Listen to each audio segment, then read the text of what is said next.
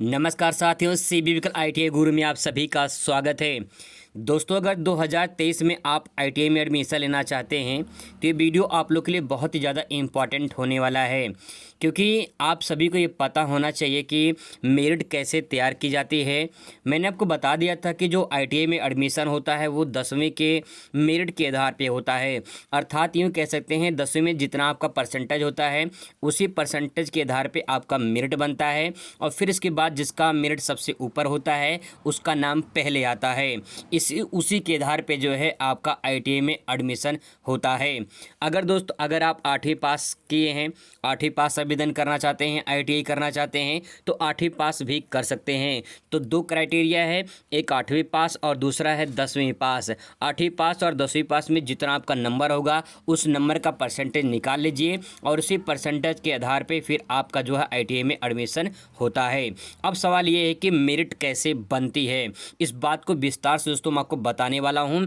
सबसे सही सटीक जानकारी आपको मिलने वाली है, कोई फ्रॉड नहीं, कोई फेक नहीं, कोई फर्जी नहीं दोस्तों, आपके साथ कोई धोखा नहीं होगा, क्योंकि आपका मैं विश्वास जो है वो बनाए रखता हूं और आपको सही जानकारी आप तक पहुंचाता हूं। तो चलिए आपको बताते हैं कि कैसे मेरिट तैयार की जाती है।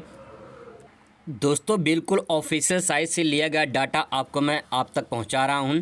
यहाँ पे दे सकते हैं सीट आवंटन प्रक्रिया, मतलब ये है कि कैसे सीट आवंटन कैसे किया जाता है, कैसे मेरिट तैयार होता है। यहाँ पे दे सकते हैं सीट आवंटन प्रक्रिया में राजकीय संस्थान हेतु।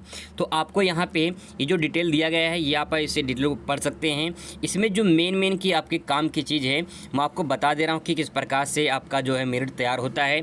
जैसे यहाँ पर आप देखिए ये 12.5 यहाँ पे देखिए कहा गया है विकास खंड, तहसील, जनपद स्तर पर संस्थानवार व्यवसायवार आरक्षण के आधार पर सीटों का संख्या की ऑनलाइन उपलब्ध रहेगी।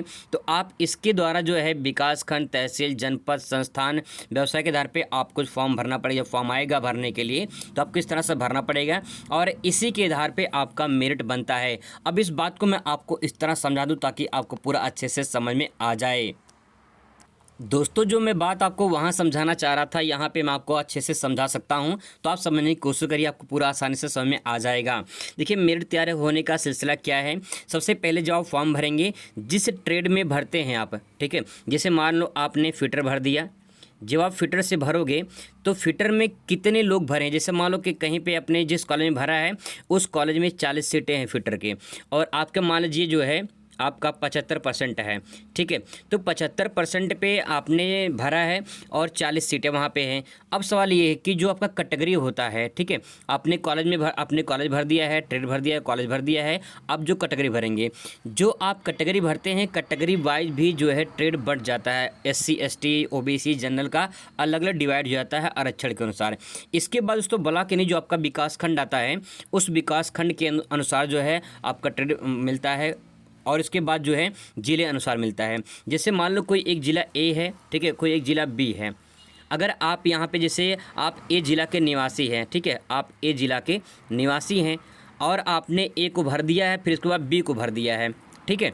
अब सवाल क्या होगा कि अगर मान लीजिए जहाँ के आप निवासी हैं आपको यहाँ पे सीट नहीं मिला, आपको यहाँ पे नहीं मिला, तो अगर आपको बी में मिलता है, ठीक है, अगर आप पे बी मिलता है तो सबसे पहले जो बी वाले निवासी होंगे सबसे पहले उनको मिलेगा, और जब सीटें यहाँ बच जाएंगी तब आपको फिर यहाँ पे ऑप्शन मौका मिलता है, ठीक है। आप मैक्सिमम 3 जिला भर सकते हैं, लेकिन यहाँ पे ये होता है कि जहाँ के आप निवासी होते हैं पहले उनको प्राथमिकता दी जाती है।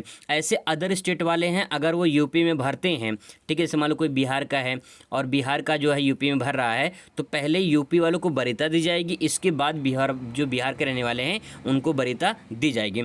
तो मेरे कहने का तात्पर्य यही दोस्तों कि जो जहाँ का निवासी होता है पहले उसको उस निवासी के उस क्षेत्र को वरीयता दी जाती है, इसके बाद जो है अदर क्षेत्र वालों के अलग विकास खंड वालों को वरीयता दी जाती है। तो वही बात यहाँ पे है, जो भी आपका ब्लॉक होता है, जो भी आपका विकास खंड होता है उस विकास खंड को आपका निवास स्थान माना जाता है और पहले आपको वरीयता दी जाती है। इसके बाद जो है आपका ब्लॉक हो जाएगा, फिर आपका ट्रेड आपने कौन सा भरा है, आपकी कॉलेज कौन सा भरा है, आपकी कैटेगरी कौन सी है, और फिर आपका ज़िला कौन सा है। इस सब के आधार पे तब फाइनल जाके आपका मेरिट तैयार होता है।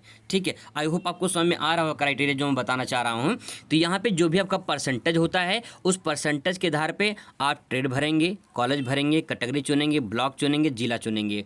अब इसके बाद जो मेरिट बनेगा वो ट्रेड अनुसार भरेगा, मतलब मिलेगा आपको कॉलेज के अनुसार, कैटेगरी के अनुसार, ब्लॉक के अनुसार, जिले के अनुसार। अर्थात एक शब्दों में अगर आपसे मैं कहना चाहूँ तो जिस ट्रेड में आपने भरा, जैसे मान लो आपने फिटर भर दिया है, तो फिटर में आपका जो ट्रेड है जिस कॉलेज में भरा है उस कॉलेज में कितने आवेदन हुए हैं और कितना मेरिट हाई गया है और किस कैटेगरी में मेरिट बना है, और फिर इसके बाद कौन सा ब्लॉक है, कौन सा जिला है, ये अलग अलग दोस्तों बनता है मेरिट। अलग जिले के अनुसार, अलग ब्लॉक के अनुसार, अलग कैटेगरी के अनुसार, अलग कॉलेज के अनुसार, अलग ट्रेड के अनुसार। ठीक है, कभी कभी ऐसा होता है कि 75% कोई पाया है।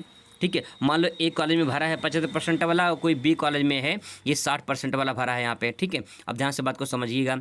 अब सवाल ये है कि अगर दोनों को फिटर चाहिए, ए को भी चाहिए और बी को भी चाहिए। ठीक है, तो यहाँ पे ये कॉलेज में जिन्होंने भरा है यहाँ 75% है, लेकिन यहाँ पे फिटर नहीं मिला क्योंकि यहाँ मेरिट हाई चला गया। अब कभी कभी होता है कि यहाँ पे 60% वालों को फिटर मिल जाता है क्योंकि यहाँ मेरिट लो चला जाता है। तो सवाल ये होता है कि जो भी आपका जिला होता है, जो भी आपका ब्लॉक होता है, जो भी कैटेगरी होता है, जो भी कॉलेज होता है, वहाँ डिपेंड करता है कि मेरिट कितनी गई है। अब दोस्तों मेरिट कितना जाएगा, कितना परसेंट अब बनेगा, ये कोई बता नहीं सकता है जब तक आपका फाइनल मेरिट लिस्ट बनकर तैयार ना हो जाए। अभी इसकी सूचना किसी के पास नहीं हो सकती है जब तक ये पूरा फाइनल जो है तैयार ना हो जाए लिस्ट। तो दोस्तों आई होप कि आपको समझ में आया होगा कि मेरिट कैसे बनती है। बाकी कोई भी सूचना आती है, आईटी संबंधी कोई भी जानकारी चाहिए तो कमेंट करिए, आपका जवाब पूरा दिया जाएगा। फिर भी कोई डाउट हो तो आप पूछ सकते हैं। Thanks for watching.